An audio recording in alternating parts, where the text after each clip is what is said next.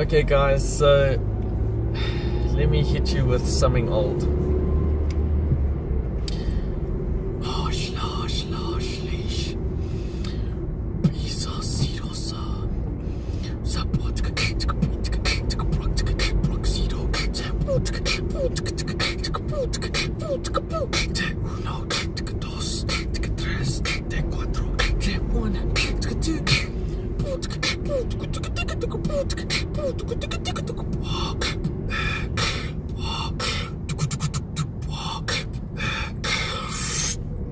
Five, 4, 3, 2, 1, 1, 1, 1. Hey guys, it's Tyron here. Welcome to the first episode of what I'm kind of calling Traffic Talk. This is me and you in the car together, just the two of us here, having a good conversation, trying to keep myself sane in all this lovely traffic that I find myself in on, Tuesday today. Well, I love finding myself in this traffic. I need to stay sane. So what I do is I'll ask you guys for things you want to talk about, topics you want to talk about, questions you want me to answer on my Twitter. So you can hit me up there if you actually want to give me a topic, or you could also leave it here in the description below. The stuff that you want to chat about, and let's see what we come up with.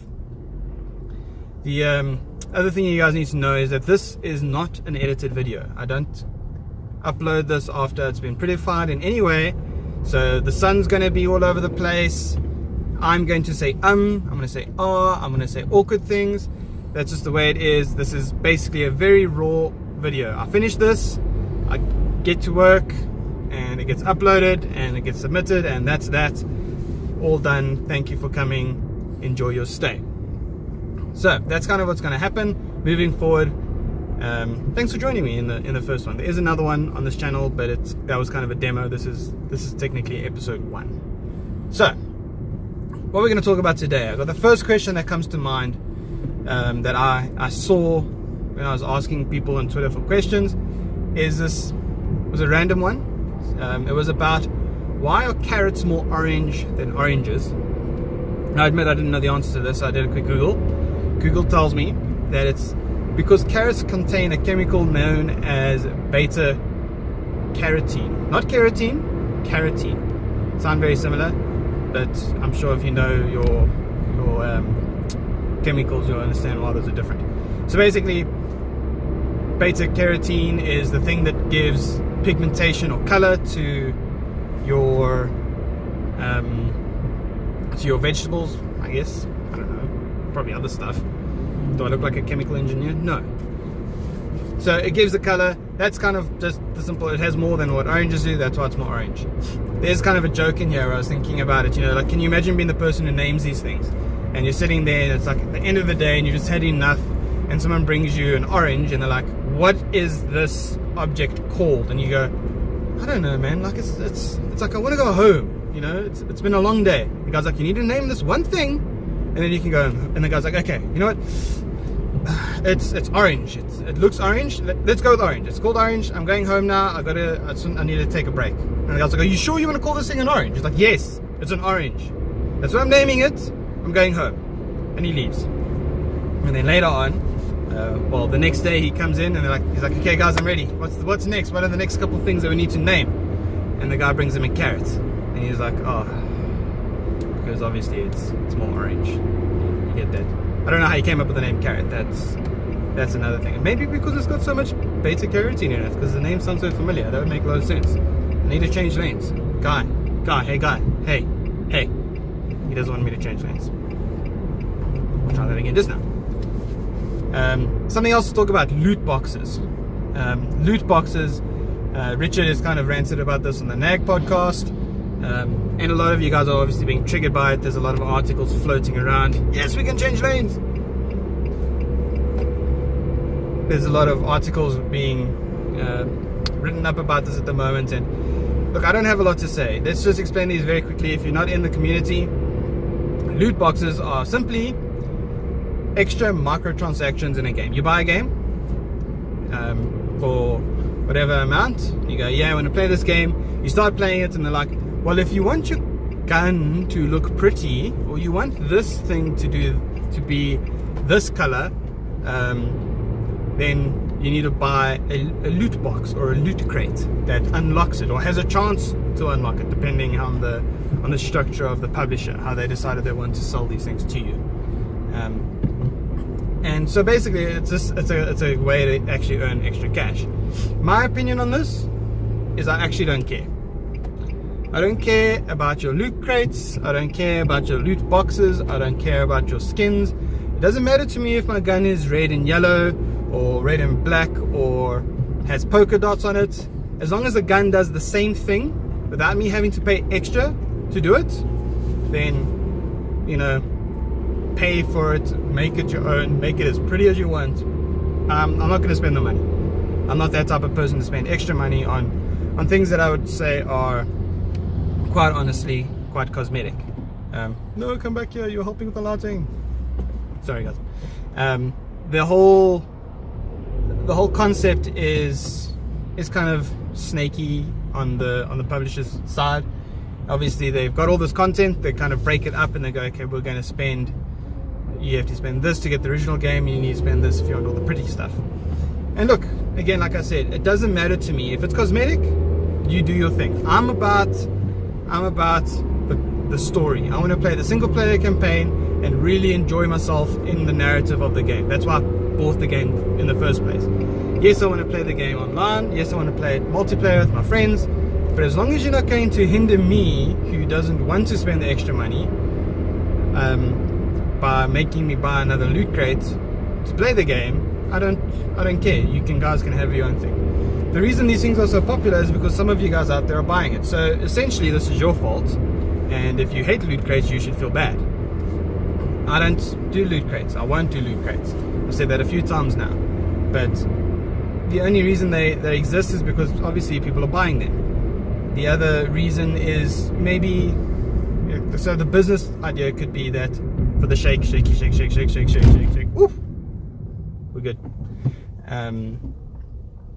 The other reason these things exist is because maybe the publisher, they spend a lot of money. They've got a big group of people. They have to pay salaries to develop the game.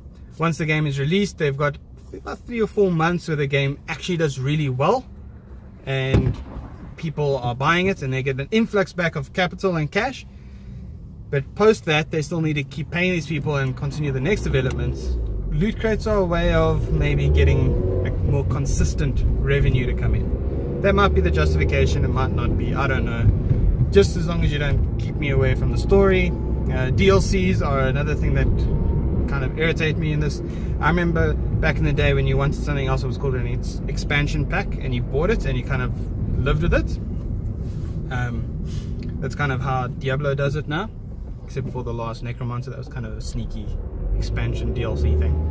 But the way that these things work, as long as I can play the game, and grind to maybe unlock things, I don't care. As soon as you start trying to say, yeah, you bought this, but if you want to play these 4 extra maps with your friends, looking at you, Battlefield, then you have to pay more. And those kind of things do grate me. And it works because, maybe they need extra development on that kind of case. But when it comes to cosmetic, when it comes to like a paywall to get through stuff, when you already have the content, and I've already spent so much money on it, that irritates me. Taxi, you need to calm yourself down, yeah, bro. Okay? Calm yourself down. So that's kind of my rant. Don't do loot crates. If you don't like them, don't pay for them. It's almost that simple. Eventually, the publishers will get the idea that no one likes them anymore, and it's getting irritated by them, and they might move on to another sneaky way of getting our money. It's kind of a very cynical view, but let's just be real here. It's all about the money. Money, money, money, money. Talking about songs that I don't own the copyright to sing in my videos. Storm, who might be watching right now, how's it? Was talking about, or asked me to talk about copyright. So I kind of asked him, what are you really aiming at here? There's multiple ways you can swing this. He was talking about content on YouTube. Why is YouTube so strict about it? Kind of the summary on that is, bright lights in the face, look at me, I'm pale. The way that works is there's something called the DMCA, which is the Copyright Act that YouTube kind of has to obey, which basically says if someone else owns the copyright to it, they have the right to claim that copyright. And that's obviously, YouTube doesn't want to get sued, guys. Let's just be honest.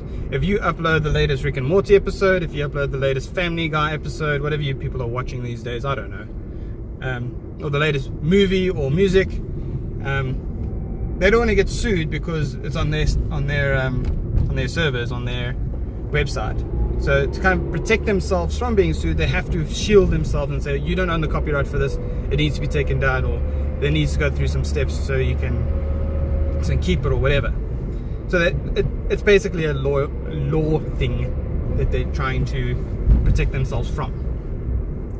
The other element behind this, and this is kind of the more technical thing, but it's kind of quite interesting, the way that they actually do this, there's not like 500 people sitting somewhere. 500 would not be enough. It would be a whole lot of people sitting there clicking on every video going, hey, this guy's used the latest Taylor Swift song in his video and he doesn't own the copyright.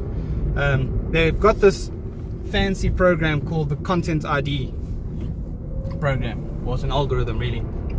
And the way that works is, if you own the original copyrights, so let's take Warner Brothers for example, or some other, you kind of fill in the gap here, latest movie, latest song, latest episode or whatever. If you own the original copyright, so as Warner Brothers would for some of their movies, they upload it to the Content ID system. Basically it's called an asset that goes into the database and it lives there. It basically develops a fingerprint. The algorithm develops a fingerprint that looks at the heat map of this video. We call it a heat map, but it's a fingerprint, a digital fingerprint of the content. And when you upload a video, so when I upload this, or when you upload your own stuff, it takes the video and it goes, the whole processing, well, it goes uploading, then it goes processing. When it's doing the processing bar on your screen, when it's doing processing just after you click submit, it goes and it creates its own digital fingerprint of your content, and it matches yours according to all the stuff that's in the database. I mean, this is hundreds and hundreds of hours, years of content that exists already, and they take it and they match it, and there's like a percentile match. They can see if you've taken a snippet from a movie, they can see if you've taken a snippet from a song, they can see all of that stuff, and they match it. And if it hits like a flag, then you can get nailed for copyright. And it's not that simple. There are obviously a little bit more complications in it, but that's kind of the simple explanation of it. The content guy, the guy who actually owns the copyright, then has options. So you can say, block it completely. This guy isn't allowed to upload it, don't let it exist, and YouTube will act according to that. They can also go ahead and say, it can exist, we're going to let it go up, enjoy guys, whatever, and kind of be a lot more freeing with it. They also have a third option where they basically say, and I've actually got a YouTube video on mine that's got this on it, where they say, you can upload it, it can exist on your channel, but we have the rights as actual copyright holders to monetize this and put adverts on it and get the revenue for it. So you don't see any cash for it, you don't see anything for it, it's theirs, they take it. It's kind of almost like having a license for the content that you're uploading, or a license for the content in your video that belongs to them. That's kind of how it works. And I mean, look, it gets a little more grainy. They can say, block it in these countries, allow it in these countries only, balance it in a whole bunch of different ways. You can get very granular again with the way that you want this. Hold on, I'll get through this intersection. Hi guy, okay, thank you, bye. So they can do a whole bunch of things like that, and it's quite clever the way the system works.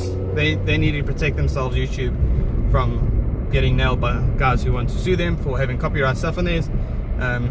There are ways to kind of have the content there depending on how the person's uploaded it. I find that interesting. That's kind of how it all really works. That's all I have to say really, and I'm coming near my work now, so I'm going to say goodbye. I'll see you guys in another one, perhaps next week, probably next week for one of these, or for other content that will be on my channel. And yeah guys, if you have questions, if you want me to rant about something, if you want to just have me answer something, please feel free to tag me on Twitter for it, the link in bio, #alwaysplug, or you can leave it on a comment here. Okay, I'm at work now. Yay! Bye!